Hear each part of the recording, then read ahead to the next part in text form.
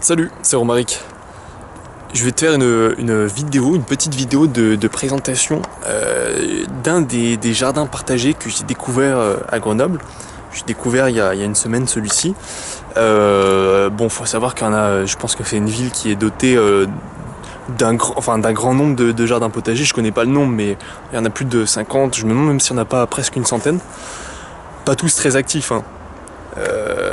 Mais bon, bref, en tout cas, c'est une des volontés de la ville de développer ça, donc ça apparaît à droite à gauche de différentes manières. Donc là, celui dont je vais te parler, qui s'appelle le jardin essentiel, c'est un jardin qui est complètement ouvert. Alors, recontextualisons, hein. On est au milieu, donc là il y a un parc, mais sinon on est au milieu donc d'une zone très urbanisée avec des immeubles tout autour. Là, juste, il y a un grand boulevard qui par là-bas est encore rejoint par un autre grand boulevard, donc autant dire qu'on est presque en plein cœur de la ville. Et là, malgré tout, en plein milieu de la ville, eh ben, tu vas trouver un jardin rempli d'une immense diversité de végétaux, d'arbres, de plantes, de trucs, etc. Bon, je te jure, j'hallucine, il y a un nombre de variétés, il y a un nombre de trucs, c'est fou. Alors, comme c'est un jardin qui est ouvert, qui n'est pas clôturé, ben, il ne récolte pas certains fruits.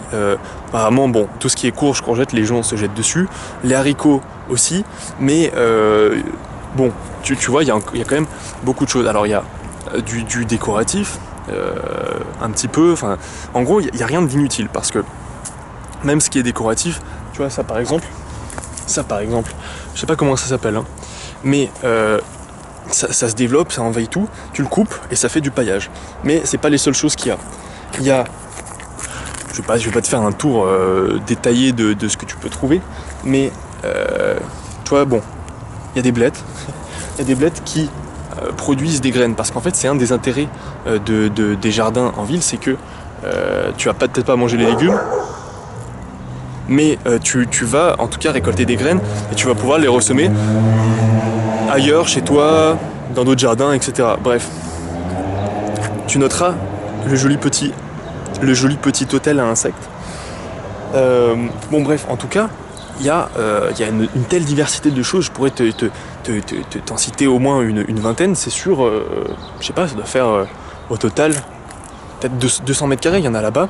Donc, comment c'est organisé? Tu vois, avant c'était, ça devait être juste des, tu vois, à l'intérieur de ça il devait y avoir des pelouses, etc. Et maintenant c'est rempli, donc je te l'ai dit, de trucs décoratifs, ornementaux, on va dire, qu'on peut pailler, mais aussi de trucs très utiles, très comme tu vois par exemple cette sauge là. Putain, qu'est-ce que ça sent bon. Regarde ce buisson, etc. Et ça pousse en plein milieu de la ville. Après bon, c'est pas tout.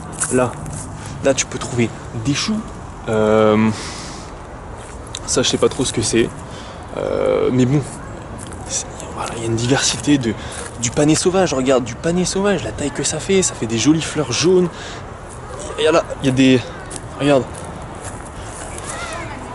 Un tournesol. Ah, ça égaye la ville. Tu te rends compte, la ville, c'est gris, c'est blanc, c'est bruyant. Et puis là, en plein milieu, t'as ce petit havre de paix où là, tu vois, t'as un pergola, ils appellent ça. Bon, moi j'appelle ça, je sais plus en fait, une treille, sur lequel t'as une vigne ici. Et puis là-bas, derrière, t'as des kiwis. Et puis, t'as des arbres qui commencent à pousser. Là, c'est un figuier, tu vois. Il est tout petit, mais comme ils ont bien enrichi le sol, tu vois, ils ont bien paillé. Bon, l'arrivée de paille est quelque chose de compliqué. Je leur ai apporté, moi, 2 sacs de paille de mon terrain. Mais bon, la logistique, l'approvisionnement en matière organique est quand même compliqué, puisque on est entouré d'immeubles. Mais apparemment, la ville pourrait donner, les espaces verts de la ville pourraient donner des camions entiers de déchets végétaux. C'est bon, c'est un peu difficile à mettre en place parce que l'administration est ce qu'elle est. Elle est très lente à prendre des décisions. Mais peu importe. Là, un petit pêcher de vigne. Ça, je sais pas ce que c'est. Et puis regarde par terre, tous ces cucurbitacées là, des courges, des je sais pas quoi qui poussent, t'en as une telle diversité, ça couvre le sol, et même si eux ne mangent pas les fruits, et du coup ne récoltent pas les graines qui sont à l'intérieur, et bien regarde, ça couvre le sol, ça évite que le soleil vienne taper dessus et que ça s'évapore trop vite. Là, t'as t'as le classique, la classique spirale aromatique. C'est tout hyper ergonomique, hein, c'est tout bien expliqué, regarde.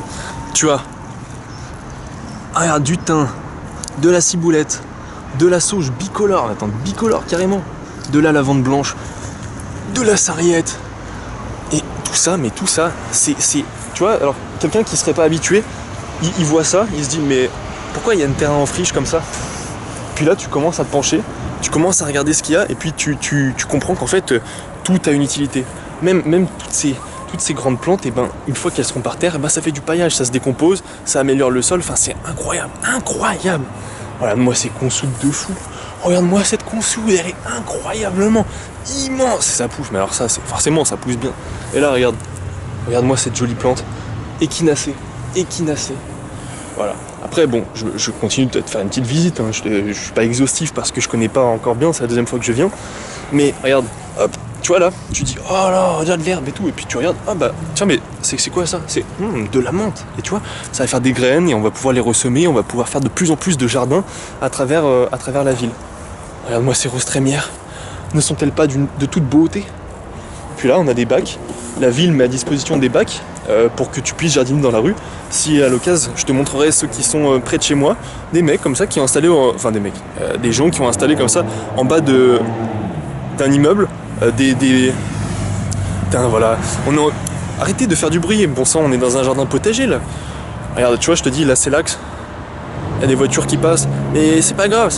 Nous, on commence à mettre des havres de paix comme ça à l'intérieur, et puis ça va prendre de l'ampleur, et de plus en plus de personnes vont réclamer des jardins. On va transformer les parcs, on va détruire des immeubles. Non, je rigole peut-être pas, mais à terme, c'est mon plan. On va détruire des immeubles pour avoir plus de jardins potagers. Regarde, là tu te dis, oh là, de la mauvaise herbe, nanana. Mais non, regarde ça. Acquis les millefeuilles, mon pote, ça c'est médicinal. C'est médicinal, et puis ça couvre le sol et tout. Et puis là, regarde, une rangée de baissières, donc framboisier, et par là-bas t'as aussi du cassis. Non. Regarde. Et là t'as des groseilles, des groseilliers. Et ça, ils vont l'étendre tout le long, reprendre de plus en plus de place dans le parc. Et puis comme ça, les gens viennent se servir. Et ils découvrent aussi comment poussent les plantes, comment poussent les arbres, etc. Et voilà, t'as vraiment, je sais pas combien t'as de variétés dans ce jardin, mais c'est incroyable. Regarde, c'est vraiment, c'est petit, hein, c'est petit. Et pourtant, ils ont fait des merveilles. Ils sont courageux. Et ça, c'est tenu.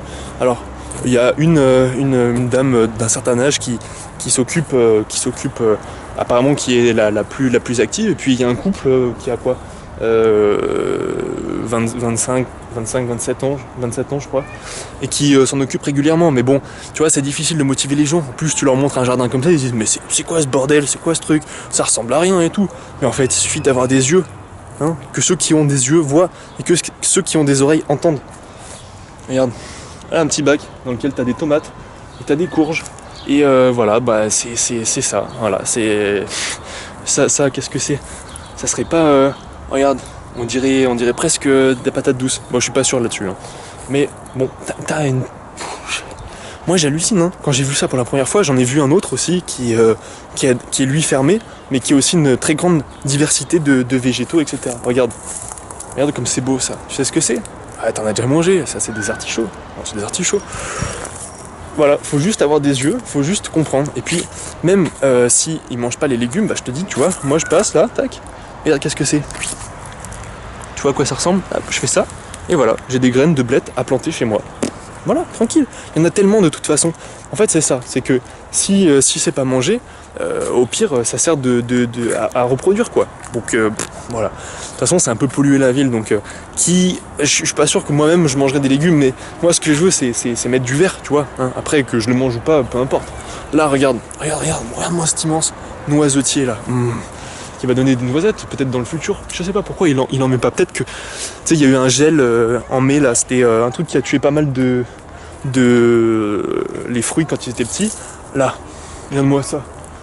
Un immense sureau noir. Commence à faire ces petites baies là. Faut encore attendre un petit peu. Mais bon, moi ce que je vous montrer, c'est à quel point il y a une diversité de de choses, de trucs vivants, enfin c'est surtout ça, tu vois, parce que là-haut, c'est mort, c'est mort, c'est mort, c'est mort. Et puis là, tu descends, et puis, oh, regarde, une ligne de baissière comme ça, qui se développe avec de la monnaie du pape, et puis plein d'autres trucs, je sais même pas comment ça s'appelle, tellement il y en a, moi je peux pas tout connaître. Et pourtant, cette dame qui gère ça, bah apparemment elle connaît tout. Elle était pas là ce soir, mais apparemment elle s'y connaît vraiment pas mal. Et là, regarde ce petit hôtel à insectes, fait justement par le couple, ben, tu dis, vraiment il y a des gens motivés là, apparemment c'est des abeilles solitaires qui se sont mis là. En fait le but c'est de faire plein de petits environnements différents pour que plein de types d'insectes différents s'installent et viennent butiner, viennent rendre des services à l'intérieur du jardin. Parce que le but c'est de fournir le moins d'efforts possible. Ok on sème, ok on paille, mais ensuite on fait plus rien. Là apparemment en 3-4 mois ils ont arrosé une fois. Ah ouais, il y a une grosse sécheresse aussi en juin. Mais bon, voilà, tout pousse, tout doucement, des haricots, regarde des haricots. Et puis ce qui est assez dingue c'est que ça pousse vraiment, alors à la base, là, dans ces grands bacs, il y avait des cailloux, il y avait des machins, bidules, et maintenant c'est de la vraie terre, tu regardes, attends, je vais te montrer ce que le mec m'a montré. Ils ont fait une butte, voilà, parce que il y a tous les styles de permaculture, il y en a qui font des buttes, il y en a qui font des lasagnes, peu importe. Tu regardes le sol, regarde, ça c'est le sol initial, hein. T'entends le son, hein? Bon, là, je gratte un peu le sol, et là je vois des petits insectes tout blancs, je vois que le sol est humide, je vois qu'il est noir, il commence à être bien noir, c'est-à-dire qu'il est bien riche en nutriments. Et ça, bah, ça donne de l'espoir, ça se dit, ok, aujourd'hui, enfin hier c'était pollué, hier c'était dense, hier c'était des cailloux, et ben demain c'est fertile, demain t'as de la vie, demain t'as plein de choses qui vont pousser, qui vont alimenter, donc il faut dépolluer bien sûr, mais ça commence, voilà, ça commence. Et moi je te fais cette vidéo pour que tu fasses la même chose dans ta ville, regarde, là, ici, c'était du sable. Et pourtant, avec un petit peu de terre, avec un petit peu de paillage, tu fais pousser des haricots. Tu fais pousser des courges. Comme ça. Et puis bien sûr, on n'oublie pas les engrais verts. Regarde, là, il y a de la facélie. La facélie qui pousse. Qui pousse. Mais c'est pas le seul engrais vert qu'il y a. Il y a du sarrasin. Et puis il y a de la consoude, il y a des orties. Tu vois, c'est vraiment un grand micmac. Là, il y a de la mélisse qui est envahissante. Il y a de tout. Enfin, il n'y a pas de tout, mais bon, il y a une très grande diversité, c'est bon, c'est beau. Moi, ça me laisse sans voix. Je pense que toi aussi, ça te laisse sans voix. Bref, et leur stratégie, c'est que aujourd'hui, ça, demain le monde, non. Demain, tu vois, ils commencent à mettre des trucs comme ça, un petit peu sneaky, tu vois, ils commencent à s'étendre tout doucement. Le but, c'est qu'à terme, tous les parcs soient remplis de vie, de légumes, de fruits, de machins, etc. Bon. Il faut faire de la pédagogie parce que les gens sont pas prêts. Hein. Apparemment, dès que t'as un petit fruit, un petit légume, etc., il est mangé, mais c'est le but aussi. Le but, c'est pas tant de récolter, le but, c'est aussi de s'entraîner, d'expérimenter, de montrer l'exemple. C'est vraiment un travail pédagogique. Voilà, il y a des enfants qui passent au milieu, ils voient de la vie, tu vois, alors que normalement, ils voient quoi? Des crottes de chiens et des taches de pipi sur les murs. Non, là, ils se promènent, ils passent en plein milieu de ce parc. Et ben voilà, ils apprennent, et puis comme ça quand ils seront grands, et ben ils feront aussi des jardins potagers, et on sera de plus en plus à le faire, on sera de plus en plus, et on se rendra compte qu'en ville on n'a pas assez de place pour se nourrir, on n'a pas assez de place pour faire pousser tout ça, et voilà, ça amènera des changements. Et ça je t'en parle, hier j'ai essayé de faire une vidéo sur l'historique ville-campagne, mais c'était un peu chiant.